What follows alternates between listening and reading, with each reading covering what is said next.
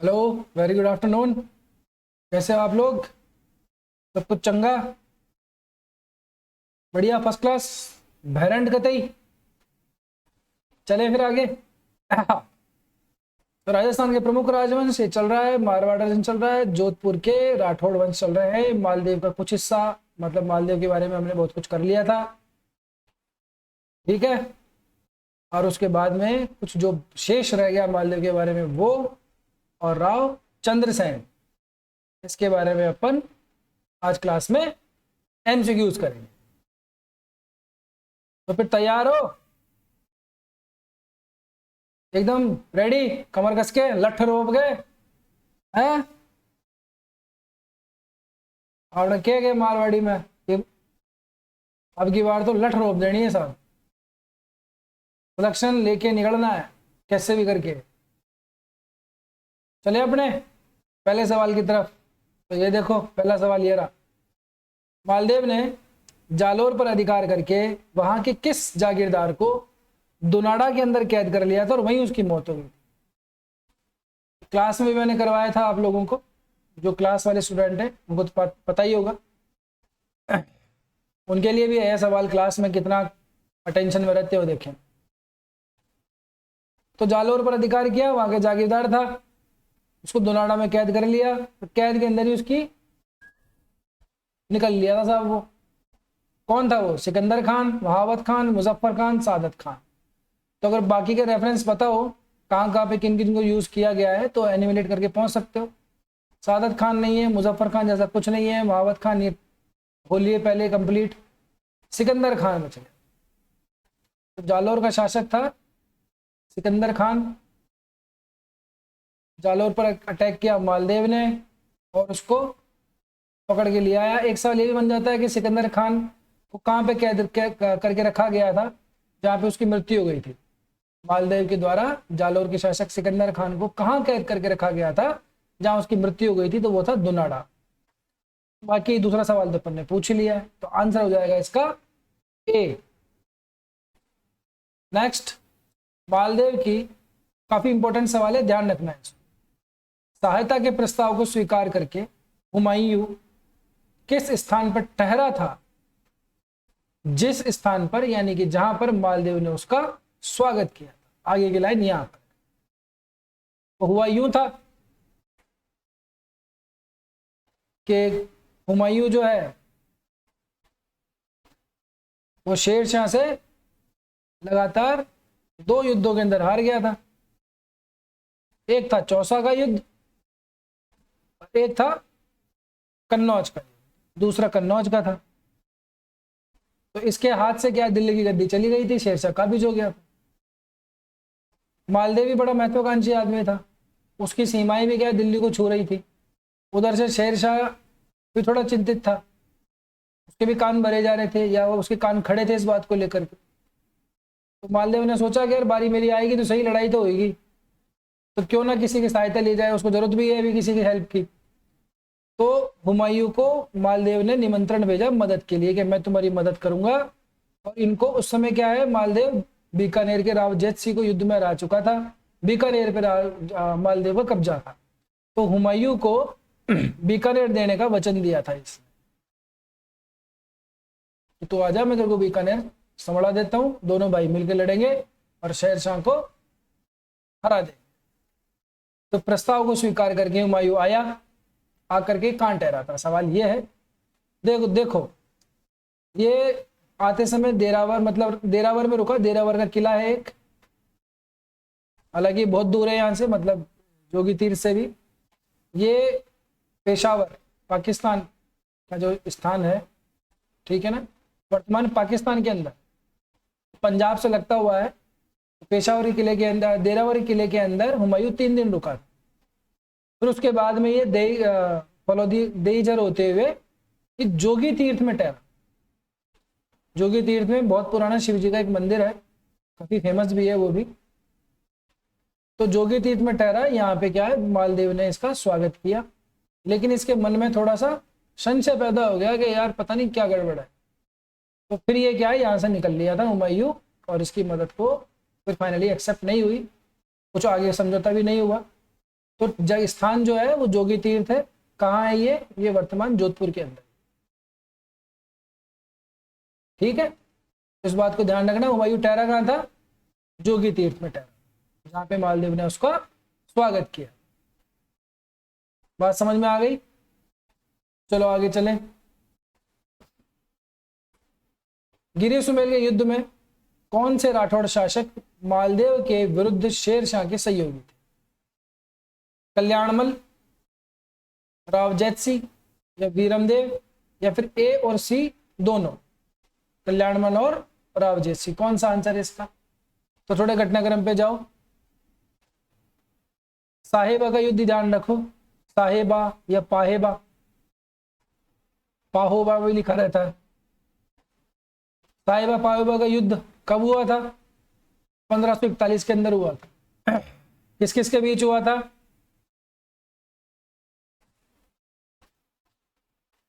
मालदेव और रावजैत सिंह के मध्य हुआ। मालदेव की सेना का नेतृत्व कर रहा था इस समय कुंपा। ठीक, इस युद्ध के अंदर रावजैत सिंह हार गया और रावजैत सिंह की क्या हो गई थी? वीरगति को प्राप्त हो गया था, मृत्यु हो गई थी। ठीक है, मालदेव जीत गया था युद्ध, और इसी वजह से क्या है, बीकानेर पे इसने क्या कर लिया? कब्जा कर लिया मालदेव ने। और यही बीकानेर देने का ये वचन दे रहा था, वादा कर रहा था। किसको? हुमायूं को। तो इस रावजैत सिंह का बेटा था कल्याणमल। क्लास में सब करवाया हुआ है।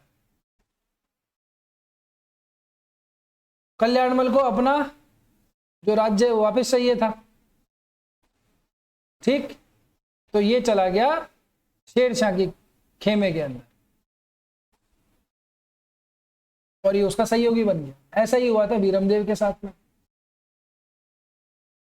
ठीक, इसको भी क्या है, वरसिंह का बेटा, इसको जागीर वागीर दे दुआ दी थी वेड़ता की, तो फिर ये भी नाराज हो गया और वीरमदेव भी चला गया।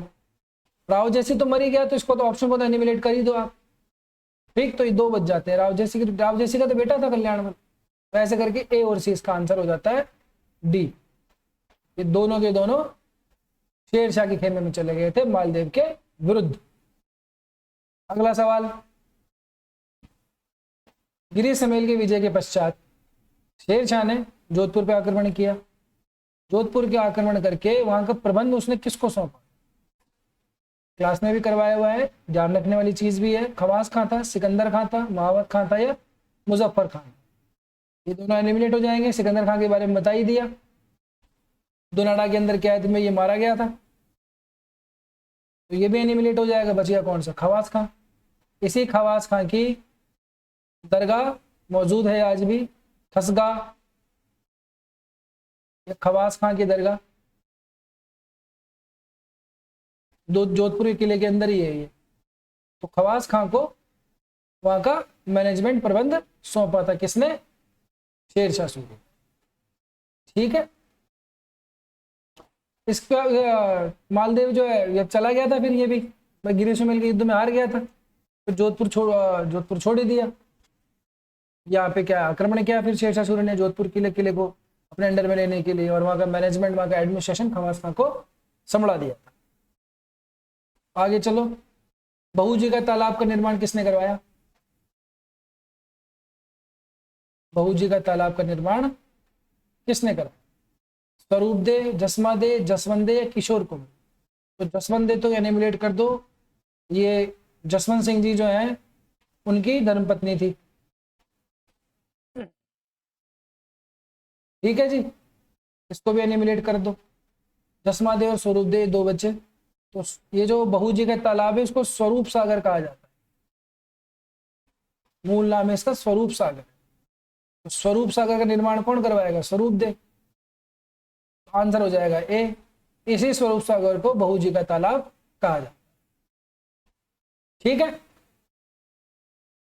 आगे चलो। निम्न में से कौन सी साहित्यिक रचना मालदेव के समय की नहीं है? मालदेव के टाइम पे काफी ग्रंथों की रचना भी हुई। आसिया के दोहे, आशा बारहट के गीत, ईसरदास के सोरठे या विश्व वल्लभ, किस साहित्यिक रचना की कौन सा साहित्यिक ग्रंथ जो है वो मालदेव के समय का नहीं है? आपको ये बताना है। तो अगर थोड़ा बहुत याद हो तो बड़ा आसान है, विश्व वल्लभ ये महाराणा प्रताप के समय का रचित ग्रंथ है, चक्रपाणि ने इसकी रचना की थी, तो ये एनिमुलेट हो जाएगा, विश्व वल्लभ नहीं है साहब। इसके अलावा जानने वाली बात यह है कि आसिया के दोहे, आशा बारहट के गीत और ईसर दास के दोहे, इसके अलावा रतन सिंह रिवेली,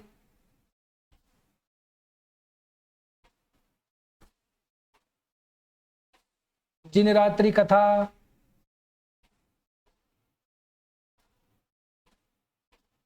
एक सेकंड मिटा लेते हैं इसको,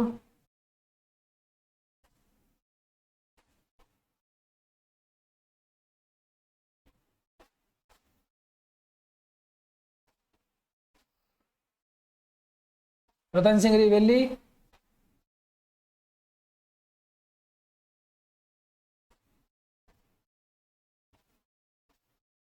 जिन रात्रि कथा, और एक और है लघु स्तवराज। ये सब जो है ये मालदेव के समय रचे हुए ग्रंथ हैं। ध्यान रखना, विश्व वल्लभ प्रताप के समय रचित ग्रंथ है, चक्रपाणि ने रचाई थे, काफी प्रसिद्ध ग्रंथ है, कई बार पूछा हुआ है परीक्षा के अंदर, इवन आरएस मेंस के अंदर भी रिटर्न के अंदर आया था, विश्व वल्लभ के बारे में कुछ लिखना था 15 से 20 शब्दों के अंदर। ठीक है, तो आंसर हो जाएगा इसका डी। आगे चलो, क्लास में मैंने आखिरी के अंदर कुछ स्टेटमेंट करवाए थे आपको मालदेव से संबंधित, उसी से संबंधित सवाल है ये। तुजुक ए जहांगीरी में राव मालदेव को हिंदुस्तान के तमाम दूसरे रावों और राजाओं में सबसे बड़ा बताया गया। दूसरा स्टेटमेंट है अकबरनामा में राव मालदेव की सेना और राज्य को महाराणा सांगा से भी बड़ा बताया। अब आपको बताना इन दोनों स्टेटमेंट में से कौन सा कथन जो है वो सत्य है। क्या सिर्फ पहला कथन सत्य है, क्या सिर्फ दूसरा कथन सत्य है, क्या ये दोनों ही सत्य हैं, या फिर इनमें से कोई सा भी सही नहीं? बताओ जरा, आंसर करके बताओ। देखो मोस्ट थोड़ा टिपिकल है। देखो इसके अंदर क्या है, स्टेटमेंट जो है यहां से लेकर के यहां तक और यहां से लेकर के यहां तक, ये दोनों सही हैं, इनके जो सोर्स हैं ये चेंज कर दिए गए। यानी कि अकबरनामा के अंदर तो बताया गया उसको हिंदुस्तान के दूसरे तमाम रावों और राजाओं से बड़ा, और तुजुक ए जहांगीरी के अंदर इसको बताया गया है महाराणा सांगा से भी बड़े विशाल साम्राज्य का स्वामी।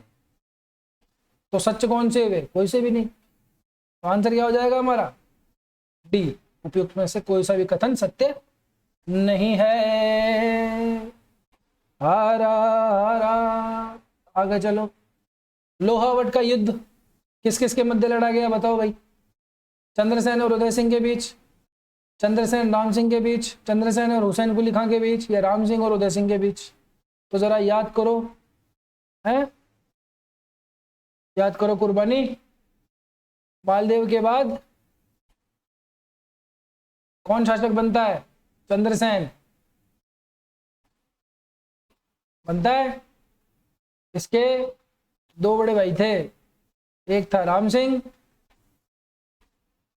बड़े भाई थे, छोटे नहीं थे, और दूसरा था उदय सिंह।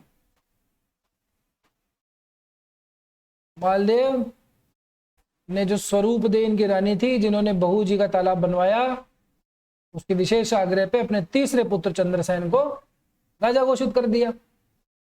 मालदेव की नजर में ये योग्य भी था इन दोनों के मुकाबले।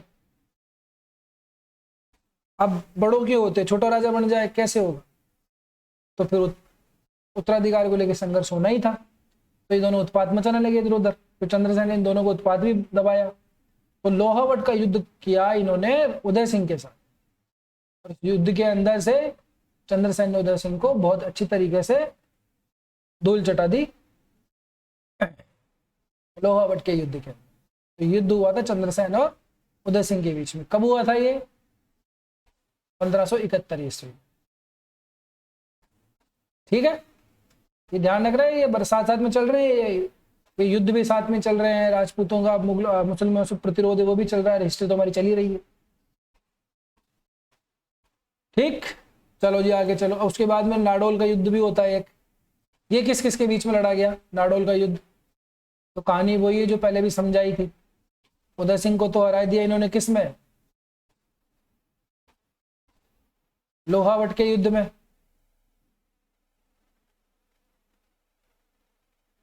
कब, 1571 में। और 1 साल बाद के अंदर नाडोल का युद्ध होता है। भाई एक को तो हरा ही दिया, अब एक को और हरा देते हैं, उसमें क्या है। ये कब होता है, ये होता है 1572 में। किस किस के बीच, चंद्रसेन और राम सिंह के बीच। तो आंसर हो जाएगा इसका बी। ठीक है, दोनों युद्ध ध्यान रखना, लोहावट का युद्ध और नाडोल का युद्ध 1571 1572। क्योंकि हो सकता है ऐसा, जिस तरह का ट्रेंड है कि ऐसा ना पूछे किस किस के बीच हुआ था।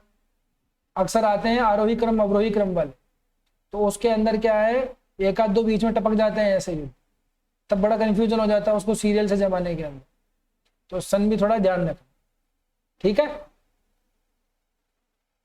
चले आगे। अच्छा जी, तो उसके बाद में जब ये युद्ध दोनों से हरा दिया, तो इसके बाद में क्या होता है, राम सिंह को हराने के बाद में तो सरदारों से थोड़ी सुलह करवा देते हैं। सरदार जो होते हैं वो चंद्रसेन और राम सिंह की भी सुलह करा देते हैं और उसको फलौदी की जागीर दे देते हैं। ठीक है, लेकिन इससे संतुष्ट नहीं होता। उदय सिंह हारा हुआ ही था, तो ये दोनों के दोनों चले जाते हैं अकबर के पास। अकबर से याचना करते हैं कि साहब हमारा जो भाई है वो गद्दी पे बैठा हुआ है, हमें राजा बनाओ। तो अकबर सिंह करता है, अकबर जो है वो एक सेनापति के नेतृत्व के अंदर सेना भेजता है जो जोधपुर के किले पर अधिकार करता है। तो वो कौन था जिसके नेतृत्व में सेना भेजी जाती है 1564 के। ठीक है यार, ये थोड़ा एक सेकंड, ये थोड़ा इधर से मिसमैच हो गया है, हल्का सा ध्यान रखना इसको। ये 1500 और 61 और ये 62, ऐसे ध्यान रखना। 71 72 नहीं है, 1561 62 है। ठीक है ना, 1570 के अंदर तो नागौर का दरबार ही लग जाता है अकबर का। तो 1561 1562। ठीक है ना, चेक कर लेना, इसको सही कर लेना, मैं सही से लिख ही देता हूं ना इसको।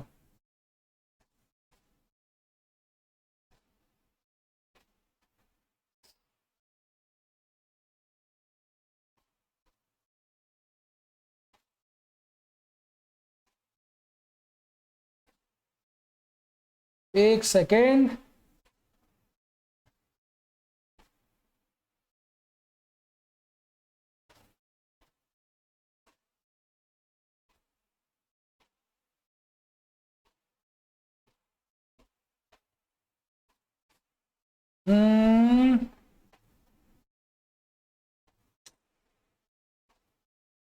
अरे भाई रुक जा यार। हम्म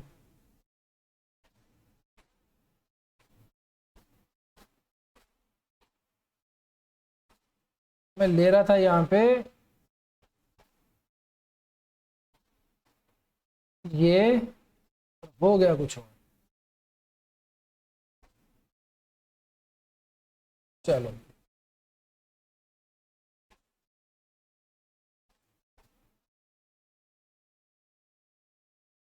1561 1562।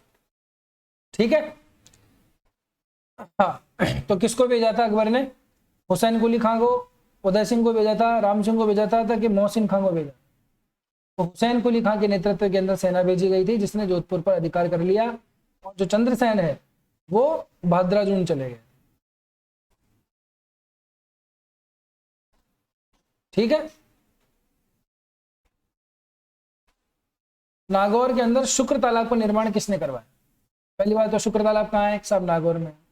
ठीक, तो इसका निर्माण कौन करवाता है बताओ जरा। शेरशाह सूरी ने करवाया, अकबर ने करवाया कि मालदेव ने करवाया कि चंद्रसेन ने। अकबर का नागौर दरबार लगा 1570 के अंदर। यहाँ पे उस समय अकाल अकाल पड़ा हुआ था, तो अपने सैनिकों को लगाया और एक तालाब खुदवाया इसने नागौर में ही। उसका नाम रखा इसने शुक्र का ताला। तो इसको कौन हो जाएगा निर्माण करवाने वाला? अकबर। आंसर हो जाएगा इसका बी। चलो आगे चलो।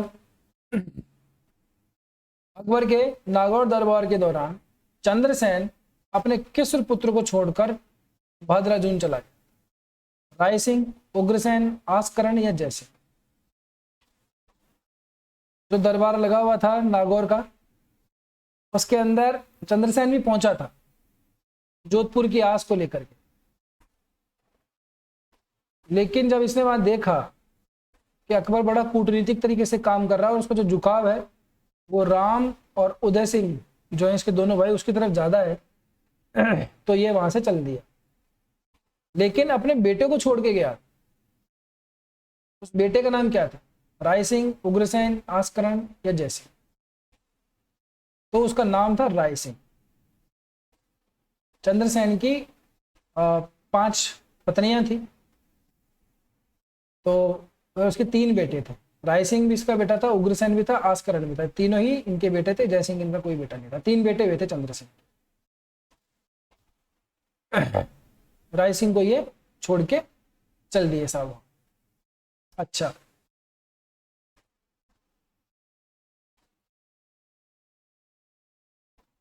सुहाग दे उससे हुए राय सिंह। कल्याण दे चंद्रसेन की पत्नी, उनसे हुआ था उग्रसेन। आस्करण, सुभाग दे, उनसे हुआ था आस्करण। आस्करण सुभाग दे से, कल्याण दे से उग्रसेन और राय सिंह हुआ सुहाग दे से। इसके अलावा 2 और थी इनकी। आहान कर दे चौथी रानी। 1 हो गई, 2 हो गई, 3 हो गई, चौथी गिरी, 5वीं और है सुभाग दे, सुहाग दे और सुराज दे। ये 5 इनकी पत्नियां थी। ठीक है, तो राय सिंह को वो छोड़ के चले गए थे। प्रश्न हमारा ये रहा। थोड़ी डिटेल में भी बताना थोड़ी जरूरी हो जाता है कभी कभी, हालांकि ये एग्जाम में कभी आएंगे नहीं, तो फिर भी जान लेना जरूरी है। क्या पता एग्जामिनर का क्या मूड बदले, है ना।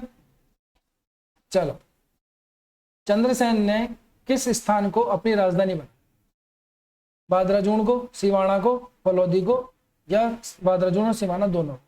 तो स्टार्टिंग के अंदर तो ये क्या है, जैसे जोधपुर इनके हाथ से बाहर निकल गया तो इस बादराजून गए, वहां पे इन्होंने अपनी गतिविधि बनाई और पहाड़ों और जंगलों के अंदर रह करके शासक किया, मुगलों का सामना किया। फिर जब क्या है कि ये भी किला छूट का निकल गया इनके हाथ से, फिर सिवाना की तरफ गए और सिवाना को इन्होंने दूसरी राजधानी बनाया, सिवाना को भी इन्होंने राजधानी बनाया। तो चंद्रसेन ने अपने जीवन काल में बादराजून और सिवाना दोनों को ही राजधानी बनाया था। तो आंसर हो जाएगा इसका ए और बी दोनों। ठीक है। राव चंद्रसेन जी का दाह संस्कार कहां पे किया गया? ये इसलिए इंपॉर्टेंट है क्योंकि जहां दाह संस्कार हुआ था इनका, राठौड़ शासक थे वर्सल,